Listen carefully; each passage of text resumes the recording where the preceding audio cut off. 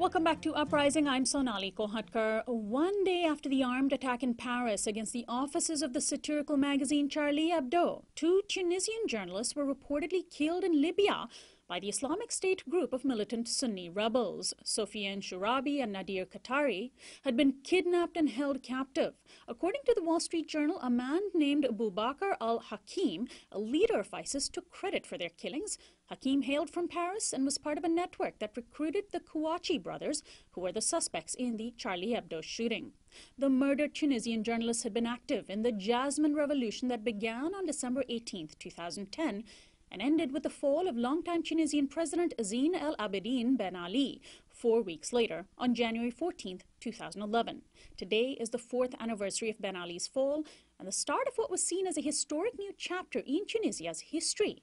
Tunisia's first democratic elections took place just 2 weeks ago with a runoff election between interim President Monsef Marzouki, the incumbent, and former Ben Ali-aligned leader Beji Caid Essebsi. Essebsi won with a vote of 56%, promising stability, while Marzouki warned against a return of the old guard.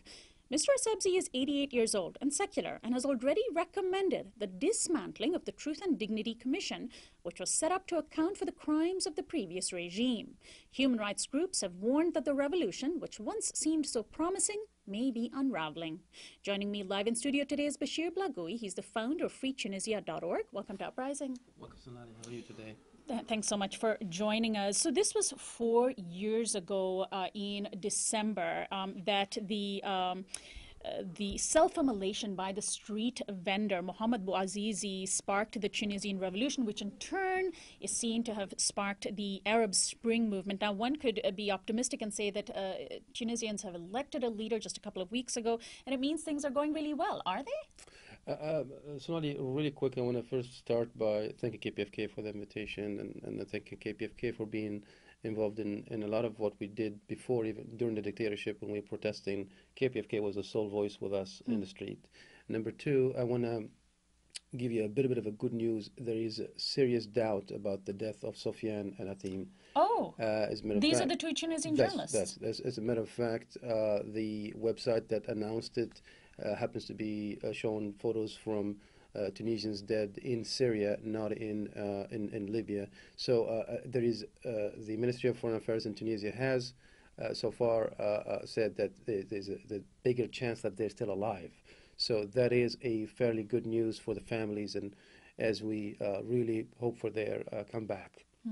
And a third thing, I want to really offer my condolences for the 4 Tunisians that were killed in the Paris attacks, including a young man, a Tunisian of Jewish religion. He was very proud Tunisian, and he speaks to a lot of young Tunisian men and women that are so hopeful for the Tunisian revolution. So my sincere condolences. And you bring up a really important point, which is in the press coverage, very few people knew that of the total of 20 dead, a number of people from the Arab world were also victims. The policeman that we have seen on the street, Ahmed Meramed. Ahmed Meramed is, well, some say of Algerian descent or Tunisian, but in any case, he's a good citizen of France that happens to be of Muslim faith.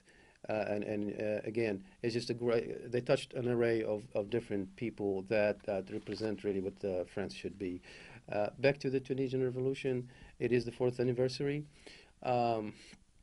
You know, I was telling Christian earlier that our production assistant who knows you, who knows me very well, that basically we went in 4 years, we went through almost what the United States went through in 50, 60, 100 years. So it's really a path of quite a bit of turnarounds, and so far we've had 3 free and fair elections.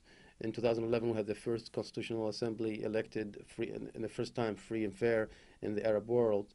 And then we wrote a new constitution.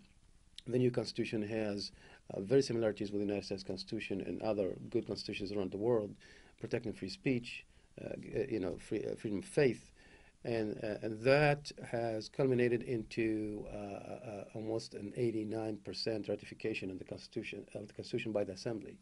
Now we had a parliamentarian election in October, and then we had a presidential in November for the first round and December the second round. Runoff, right.